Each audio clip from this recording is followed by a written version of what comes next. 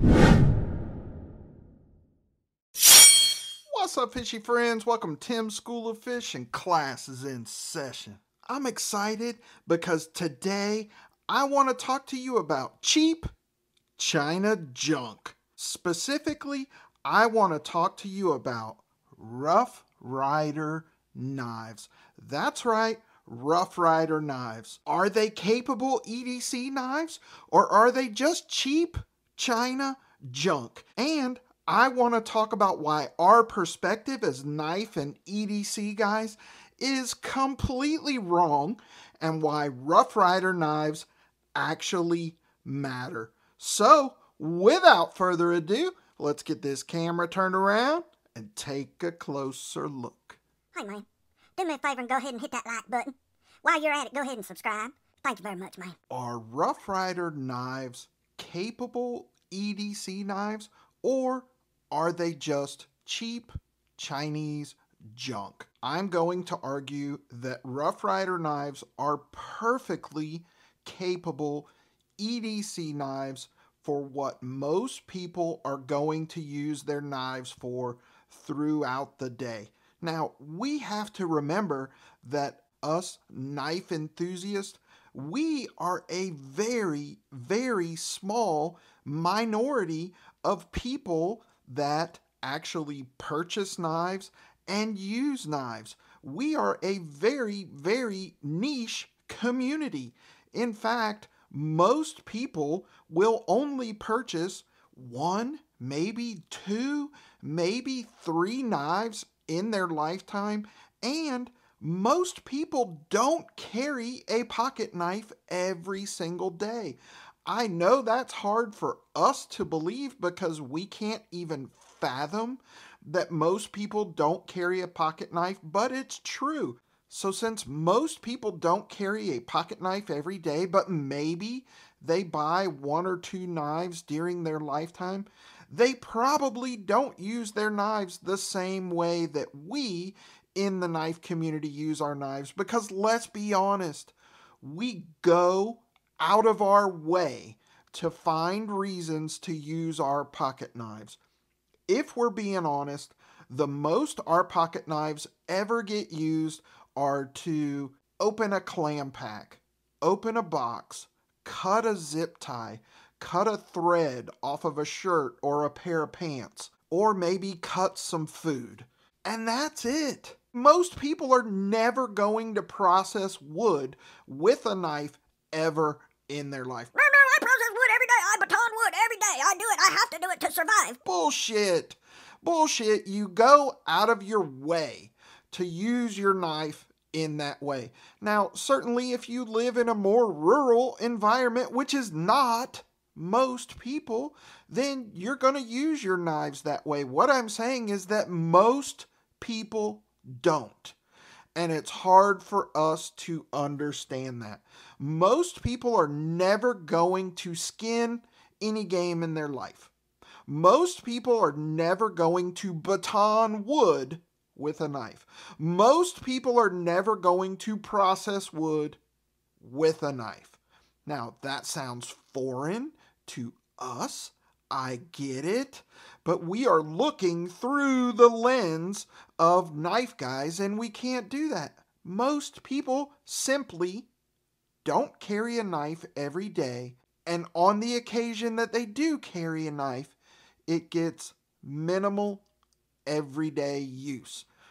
And Rough Rider knives with their 440A steel are perfectly capable of opening a clam pack, cutting open a box, cutting zip ties, cutting food. They will. And they'll be able to use their knife for several weeks before they ever even have to strop it. And even 440A steel is perfectly capable of that. I know, it's blasphemy. People think if you open one single box with anything less than Magna Cut, it's going to lose its edge immediately. That is complete and total horseshit. So, are they capable EDC knives? 100%. And since they're capable, they are not cheap China junk. in my opinion. Are they made in China? Certainly. Are they cheap? They are most definitely affordable. But does that mean that they have absolutely no redeeming qualities and that they are completely worthless? Absolutely not. Absolutely, it does not mean that.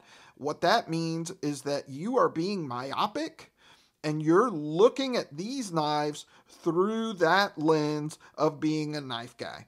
And quite simply, you're wrong. Now, I think Rough Rider knives matter and they have an important place in the knife world. And let me tell you why. First of all, first and foremost, the economy sucks. Everybody is struggling right now. The economy sucks, and these are still very affordable. Most Rough Rider knives cost between $10 and $20.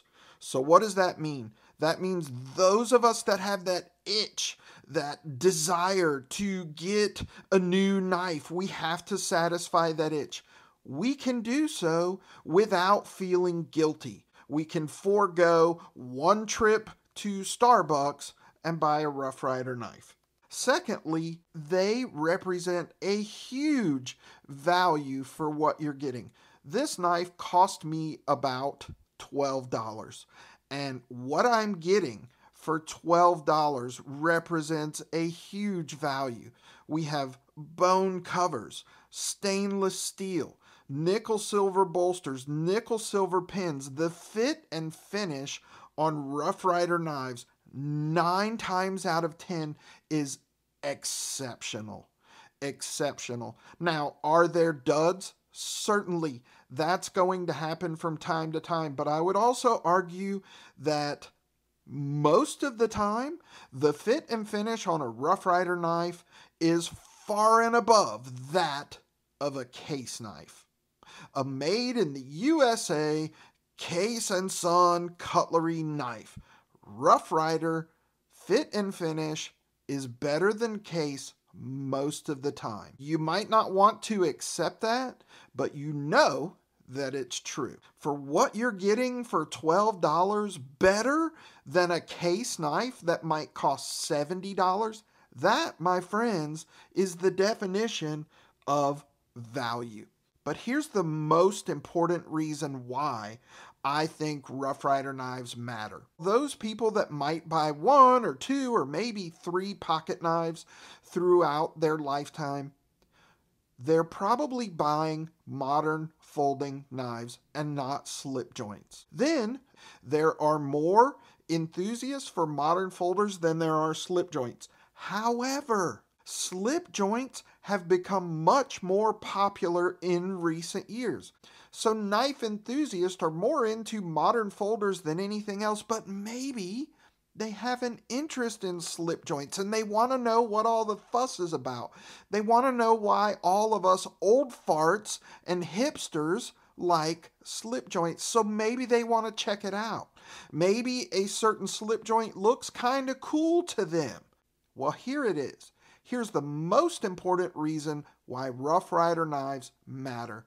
It's an affordable option to see if they even like slip joint knives before they jump into RoseCraft, which are more expensive, before they jump into case knives, which are more expensive, or GEC, or Jack Wolf knives, or many of the Sheffield knives, or countless others. This is an affordable place to start. Not only that, Rough Rider offers almost every slip joint pattern imaginable. You have your Sodbuster style knives, Granddaddy Barlow's, swaybacks. You've got trappers and bow trappers, half hawks, hawkbills, cotton samplers, Coke bottles, canoes, Stockmans, peanuts, toothpicks, on and on and on. They even offer some more modern type slip joints. So it's a great place to start, and they produce patterns that you typically just don't see elsewhere. And that's awesome in my opinion. Not only that, You can explore different handle materials, composites, bone covers, micarta, G10, aluminum. They have knives with bolsters, without bolsters, everything that you can imagine. Rough Rider probably has it. Different shields. You can explore different types of shields. The second reason that Rough Riders matter is they make excellent gifts. What an outstanding gift for your grandpa, right? The Rough Rider Spades Black Appaloosa Coke bottle. I guarantee you, if you bought that for your grandpa for Christmas, or maybe a canoe, or a trapper, or a stockman, or a senator, I guarantee you he's going to love that gift a lot more than another tie. They make outstanding gifts for people that maybe they've seen you use one of your knives at one time and they're like, hey, that's pretty cool. I never thought about carrying a knife. What a great gift. What an outstanding gift for that person to introduce them into the world of pocket knives. And then lastly, I think that Rough Rider knives are a great first knife for a child. Now, yes, they don't have a lock on them, but I don't necessarily think that's a bad thing. I think it presents an opportunity for you to teach that child the right way about knife safety, because when it has a lock on it, you can tend to become irresponsible and you can depend too much on that lock and then start developing some bad habits. If a 12-year-old boy knows that there's no lock on his knife and you teach him to respect that, then when he does have a locking knife, he's already going to have developed good habits. So, they are a great introduction to slip joints, they make great gifts, and they are a great first knife. In conclusion, are they cheap China junk? Well, they're made in China. They're certainly cheap, but I don't think they're junk. And I think Rough Rider knives matter. As always, I appreciate you for watching. Give me a thumbs up. Drop me a comment down in the comment section. Let me know if you agree or disagree. Let me know if you have any Rough Rider knives. And hopefully, if you don't, maybe you'll pick one or two up, or at least look at them a little bit differently. And if you're not subscribed to the channel, please consider doing so. Just click my logo right over there. That's it for this episode of Tim's School of Fish, boys and girls. Class dismissed.